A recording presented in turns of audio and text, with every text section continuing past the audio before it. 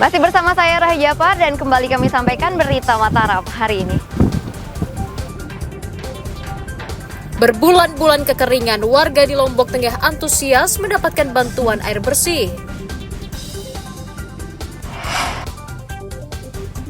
Berdalih terdesak kebutuhan ekonomi, seorang nenek di Mataram ditangkap karena mengedarkan obat terlarang. Atasi dampak kemarau panjang, warga di Lombok Timur menggelar ritual ngalun ai di sumber mata air alam.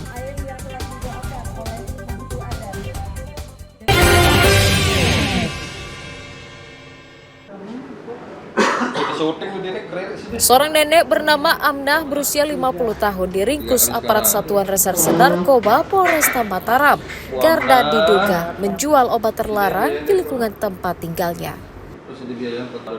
Tersangka ditangkap di kamar kosnya di lingkungan Punia, Kecamatan Mataram saat polisi melakukan operasi pekat. Aparat menyita 8.022 butir pil jenis Trihex dan 103 butir pil Tramadol yang disimpan di dalam kamarnya. Kasus jual beli obat keras tersebut terungkap karena petugas mencurigai aktivitas sang nenek yang didatangi seorang pemuda diduga hendak membeli obat keras. Dari pemeriksaan sementara, pelaku yang merupakan residivis mengaku mendapatkan kiriman obat tersebut dari Palembang.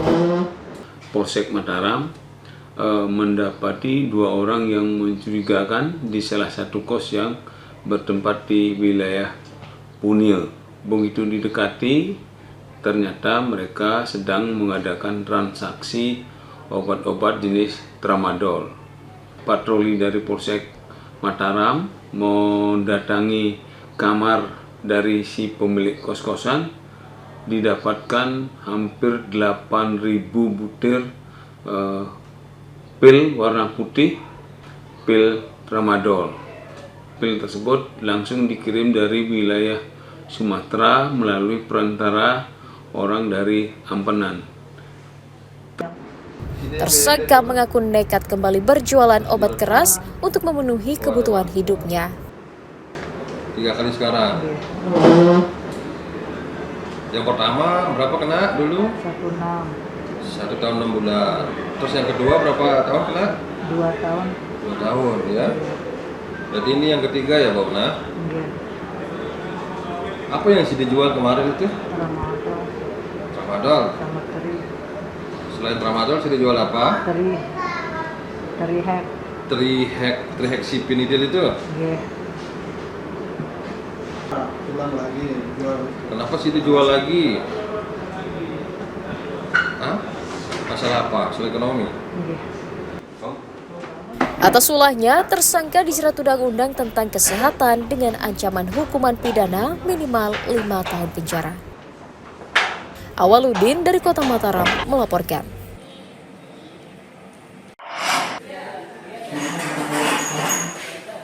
Gara-gara kecanduan alkohol, seorang pemuda berinisial OI berusia 29 tahun nekat mencuri ponsel milik rekannya di ruang tunggu Pelabuhan Lembar, Kabupaten Lombok Barat. Tersangka ditangkap aparat Satuan Reserse Kriminal Polres Lombok Barat di rumahnya di Dusun Tibu, Desa Jembatan Kembar, usai menjual ponsel yang dicurinya ke warga. Polisi menyita 1 unit ponsel sebagai barang bukti kejahatan. Tersangka mencuri ponsel saat sedang mengisi daya dengan memanfaatkan kelengahan korban yang sedang beristirahat. Dia mengambil HP ini karena sebelumnya dia ini dalam kondisi mabuk. Motifnya dia mengambil HP ini karena dia menjual HP tersebut untuk mendapatkan minuman lagi. Tim kami menangkap yang bersangkutan dan memang bersangkutan mengakui bahwa dialah yang mengambil HP tersebut. Tersangka mengaku mencuri ponsel kemudian dijual seharga Rp500.000 untuk membeli minuman keras. Kapan kamu ambil HP? Lupa ada harinya Pak. Jam berapa? Sekitar jam 6. Di mana mengambil? Di ruang tunggu.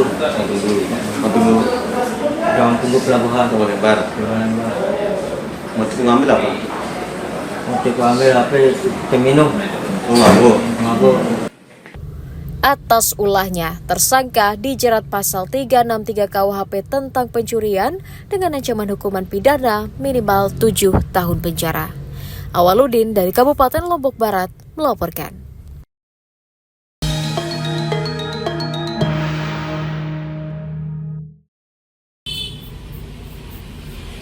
Badan Pengawas Pemilu Bawaslu Provinsi Nusa Tenggara Barat menyoroti maraknya pemasangan alat peraga kampanye APK pasangan calon yang melanggar aturan memasuki masa kampanye. Petugas Bawaslu masih mendapati sebagian besar APK paslon masih menempel di pepohonan, tembok tempat ibadah, fasilitas umum hingga perkantoran. Bawaslu menduga hal itu terjadi akibat kurangnya kesadaran tim sukses paslon pada aturan pemasangan APK yang disepakati. Setelah mengirimkan surat imbauan untuk menurunkan APK miliknya, Bawaslu berjanji akan menertibkan seluruh APK yang melanggar aturan dan membadal. Yang mana belum direkap, tapi tren pelanggaran yang terjadi pada saat kampanye ini adalah soal kampanye yang tidak menjadi STTP. Yang kedua, penyebaran dan pemasangan alat peraga kampanye yang tidak pada tempatnya, di pohon, ya kan, di taman. Tak hanya menyoroti APK paslon, Bawaslu saat ini juga masih mendata sejumlah pelanggaran aktivitas kampanye yang dilakukan pasangan calon pilkada yang tidak mengantongi izin dari pihak berwajib. Dari Kota Mataram, Emi Kusuma melaporkan.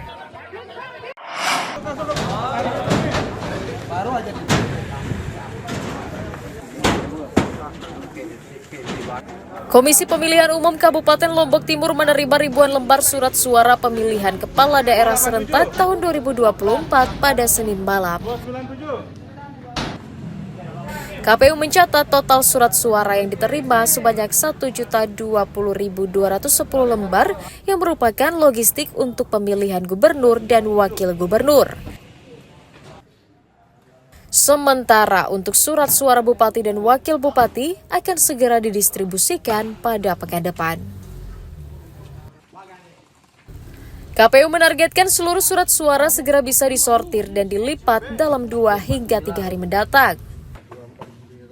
Jumlahnya itu 1.020.210 surat suara. Itu sudah masuk di 2,5 ya surat tambahannya itu. Nah itu PSU mungkin sudah belum ini ya, tapi baru 2,5% itu ya surat tambahan itu. Jadi itu yang sudah kami terima dari KPU Provinsi untuk suara pilihan gubernur. Hingga saat ini, logistik yang sudah diterima oleh KPU Lombok Timur adalah 3.868 unit kotak suara, 7.652 unit bilik suara, 22.956 buah talitis, 14.067 buah ballpoint, 3.286 tinta, 2.173 lem, dan 1.020.210 lembar surat suara. Muhtadum melaporkan dari Kabupaten Lombok Timur.